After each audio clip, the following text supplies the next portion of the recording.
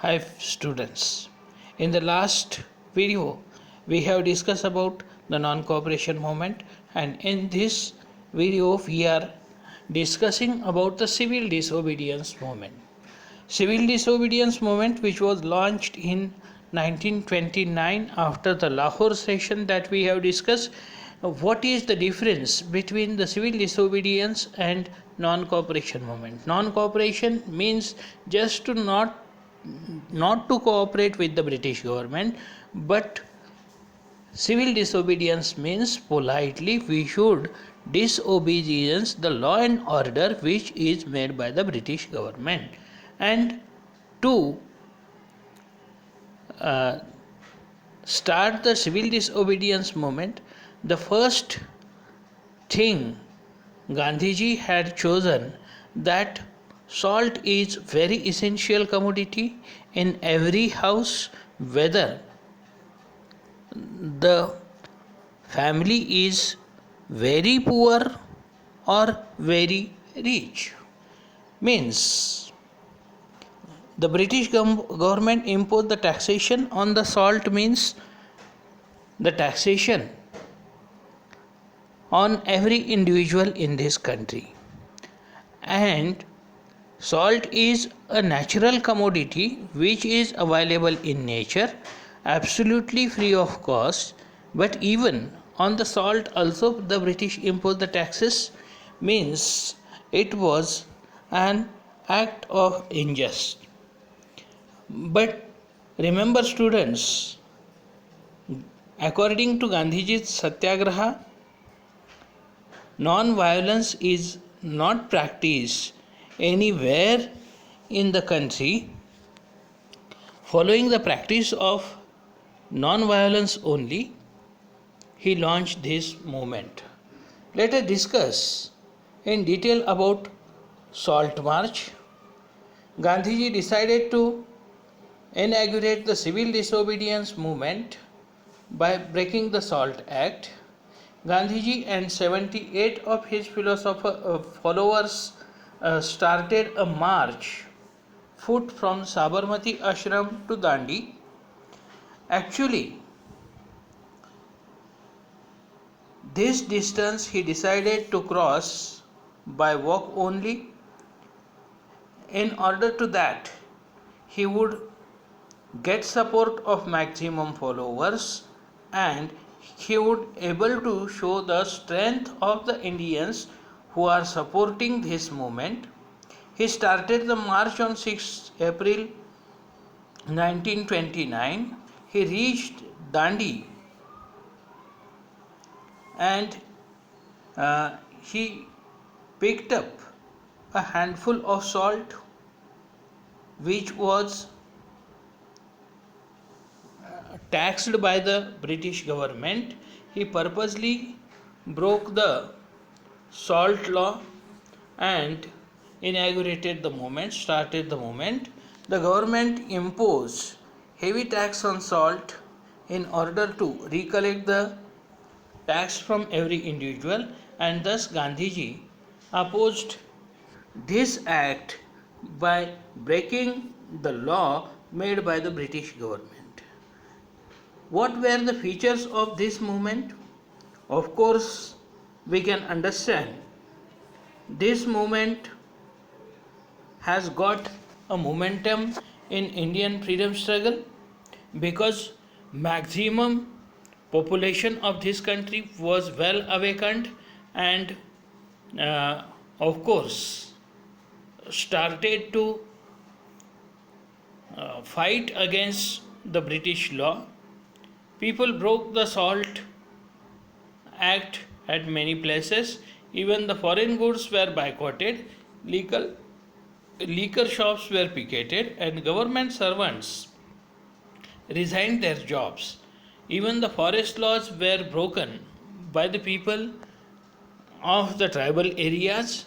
The people refused to pay the taxes, leaders were arrested, workers were attacked at government offices.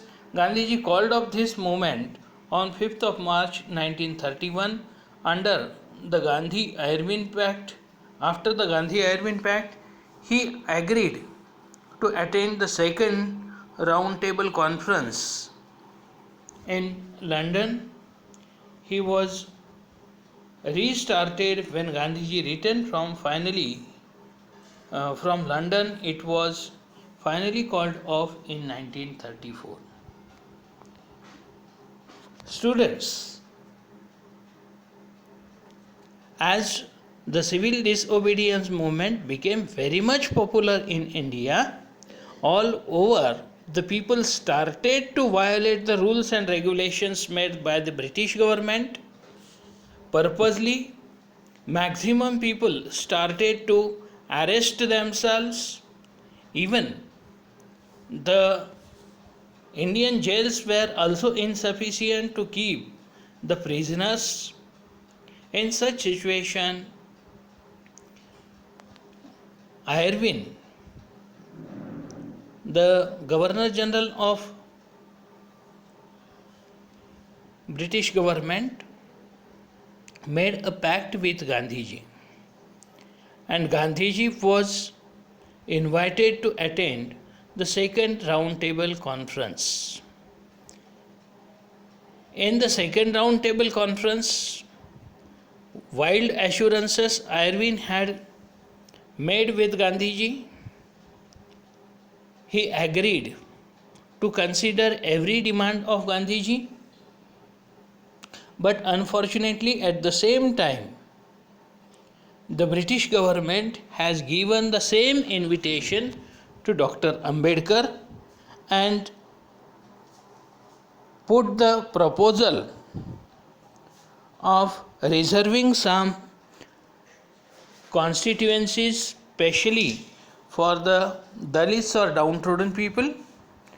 In such situation, Dr. Ambedkar supported the British government because Dr. Ambedkar wants the justification to the Dalits people, and Gandhiji was against this proposal because it was an act of discrimination made by the British government in order to make the differences among the Hindus and the Dalits.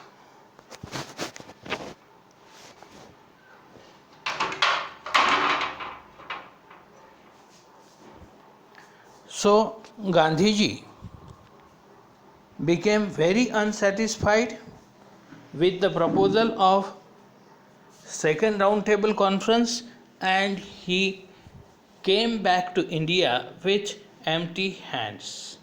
And this time he decided to annul this civil disobedience movement.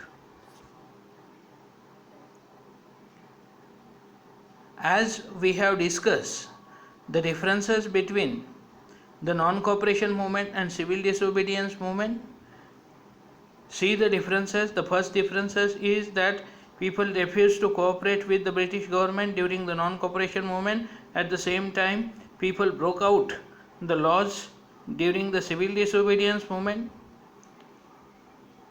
Muslims participated in large number of with large number of population in non-cooperation movement because the Khilafat movement was initiated, and in civil disobedience movement the participation of Muslims was very less because purposely the British government was trying to divide the Indian society into three groups, that the Hindus, Muslims and the Dalits.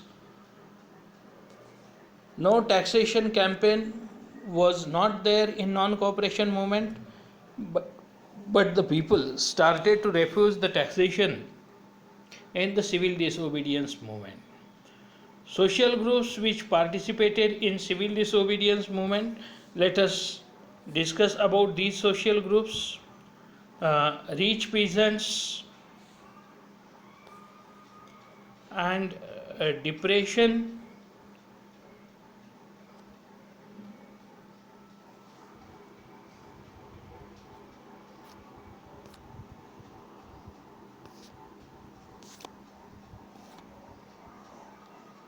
in fall practices affected them badly. The peasants demanded the reduction in land revenue, and as we have discussed, they thought that Swaraj means the reduction in the taxes. The poor affected very badly. They demanded reduction in rent, means the reduction in rent means Swaraj, as they thought. The business classes were thought that they will get the protection against the import of foreign goods. They wanted a rupee sterling exchange rate would discourage, and the profits of margin would increase.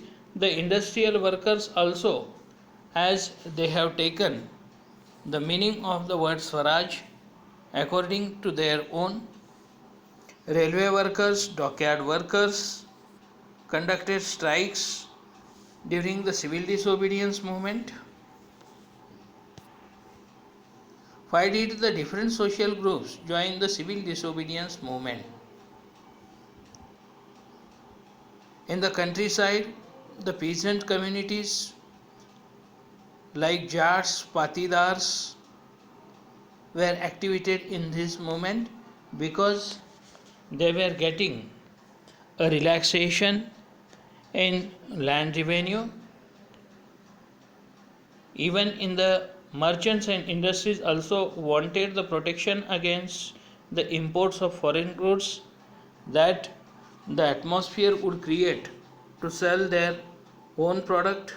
Another important feature of civil disobedience movement was a large scale participation of women during the Salt March. Thousands of women came up to fight with the British government during this period.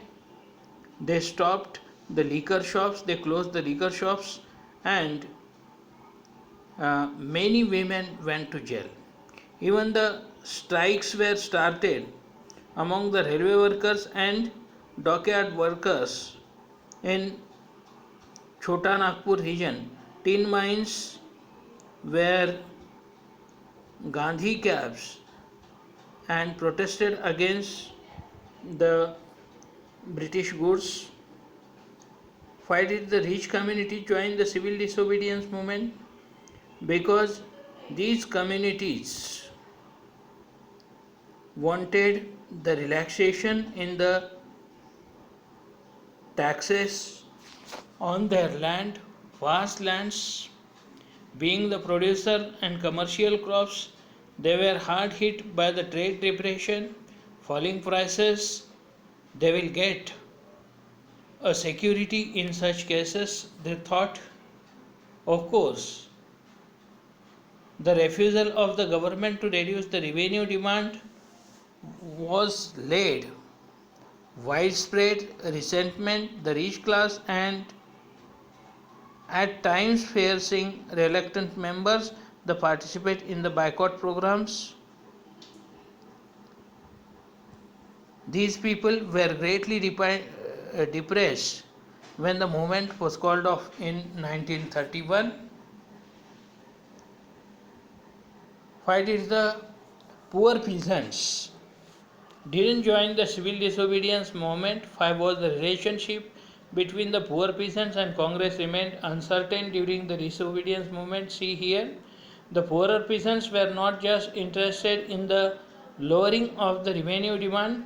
Many of them were small tenants cultivating land, and they had entered from the landlords. They were rented by the landlords. As the depression continued, the cash income decreased of these people, and they found it difficult to pay the rent. They wanted unpaid rent to the landlord to be remitted. They joined a variety of radical movements, often led by socialists and communists. Congress did not want to upset the rich peasants, and landlords was unwilling to support no rent campaign. of the poor peasants in most places, so relationship between the poor peasants and Congress remained uncertain. Let us discuss why did the business class support the civil disobedience movement, or why did the industrial working class not participate in civil disobedience movement in a large numbers. Indian merchants and industries wanted protection against the import of foreign goods and rupee settling of foreign exchange ratio that would discourage import. They wanted the end of colonial control on Indian economy and joined the civil disobedience movement. At the same time, the working class was against industrialists as well as the uh, Congress, because industrialists came closer to the Congress, workers stayed aloof. The Congress was reluctant to include workers' demand as a part of its program of struggle. It felt that it was alienate industrialists and divide the anti-imperial forces. How did the Indian merchants, industrialists protect the interests? To organize the business interests, they formed the Indian Industrial and Commercial Congress in 1920 and the Federalization in Indian Chamber of Commerce and Industries FICCI in 1927. They led the prominent industries like uh, Purushottam Das, Thakur Das, and G.D. Birla. Industrialists attacked the colonial control over the Indian economy and supported the civil disobedience movement. When it was first launched, they gave financial assistance and refused to buy, sell, or imported goods. As we have discussed about some of the entrepreneurs who were the newly emerged industrialists in India, they wanted to protect their own rights. The participation of women in civil disobedience movement during this period, as Gandhiji launched the civil disobedience movement with the weapon of satyagraha, it was very easy to participate for the women to protest against their exploitation by the British government. So maximum women left their houses and entered into the civil disobedience movement. Their main aim was to reduce or to cancel the taxation imposed on salt. They opposed the picketing shops of liquor, and they opposed the foreign clothes which were made by the British. Even in urban areas also, high caste families, women also entered into this movement and supported Gandhiji. Yes, of course, this participation of women brought a radical change in India. What was that radical change? Let us discuss. Gandhiji convinced that it was the duty of women to look after the home, health, and to be the mothers and good wives. So, after a long time, Congress was reluctant to allow the woman hold any position authority within the organization. It was keen only on their symbolic presence. The main contribution of civil disobedience movement. Who contributed to this movement? Of course, civil disobedience movement was the first struggle to win the Purna Swaraj or to complete independence. It was based on non-violence of satyagraha. Women participated in a large number in this movement. The real mass movement, different social groups participated in this movement. It was an open challenge to the British rule or the people openly disobeyed the laws. The main limitations on the civil disobedience movement. What were that limitations? See here, the Dalits did not participate in this movement because the Congress did not give importance to their demands. Many Muslims did not participate in this movement because they thought that the Congress is the organization of Hindus, Mahasabha, and definitely it is working for the welfare of this organization only. The communal riots occurred in many places. Disunity between the Hindus and Muslims started during this period. Industrial workers' participation was very minimum because through this movement Indian National Congress was going to support the Indian industrialists. Efforts made by Gandhiji to uplift the Dalits, of course, as we have discussed, according to Irwin Pact, the Dalits were not so much happy with Indian National Congress as well as Gandhiji, but still Gandhiji made some efforts to uplift the Dalits in this country. Gandhiji opposed the practice of untouchability and he said that Swaraj would not come for 100 years if the untouchability was not abolished from this country. He called these untouchables as Harijans. He organized Satyagraha to get the entry into the temples, public wells, tanks, or roads and the schools for Dalits. He cleaned Harijan colonies and in his ashrama there was no caste feeling. He asked the upper caste Hindus to give up the inhuman practices of untouchability. Gandhiji versus Ambedkar. As we have discussed about the example of second round table conference, of course, the British government made a discrimination. The British government satisfied Ambedkar but not Gandhi. Let us see the difference in the work of Gandhiji as well as Ambedkar.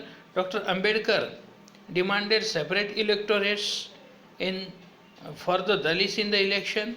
He thought that a share in political power of the Dalits would help for their upliftment. Gandhiji opposed these separate electorates. He thought that it would create a disunity among the Hindus and the Dalits. They clash with the second round table conference. Then Pune Pact. It was signed between Gandhiji and Dr. Ambedkar in September 1932. This event is very important event because Gandhiji brought an end of his fast. He accepted the demand for the reservation of seats for Dalits in the legislature. Ambedkar agreed to give up the demand for the separate electorates. Cultural factors and identities which created a sense of collective belonging among the people in India. The image of Bharat Mata. This image was created by Bankim Chandra Chattopadhyay. Rabindranath Tagore painted her image. Bharat Mata looked like a sannyasi. She is calm, divine and spiritual. Devotion towards her became a proof of nationalism. See here, you can observe the image of Bharat Mata. Today, which image we see, that is a different, but first image of Bharat Mata was made by the Bengalian artist and Bankim Chandra Chattopadhyay.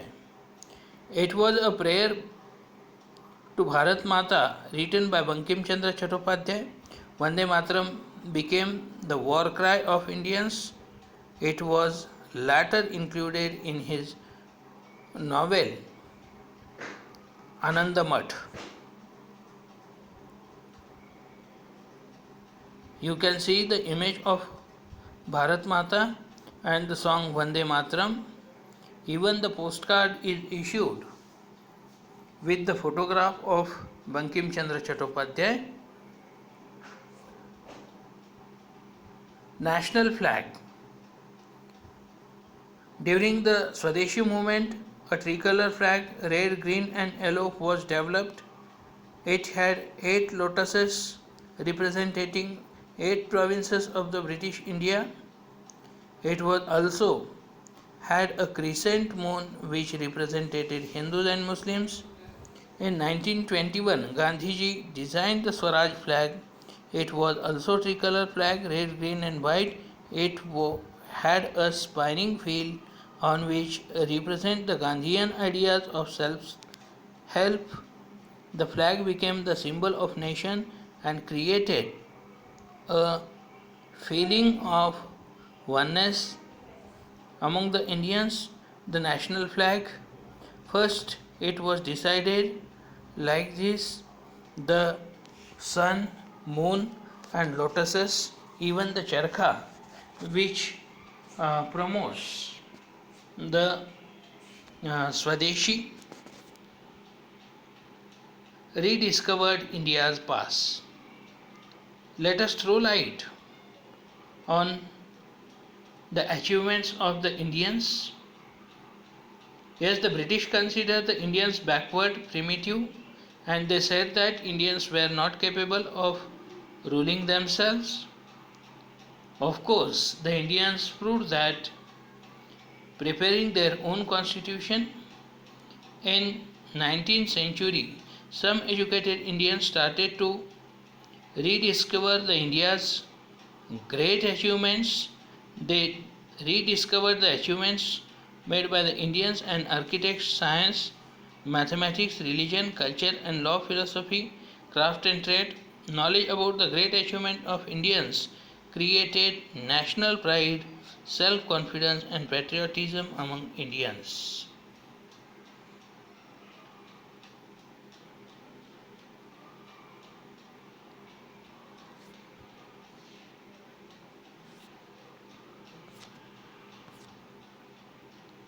Thus, we have discussed about the non-cooperation movement and civil disobedience movement through this lesson. Have a good day, students. I hope all of you will go through this lesson and solve the following assignments. Thank you.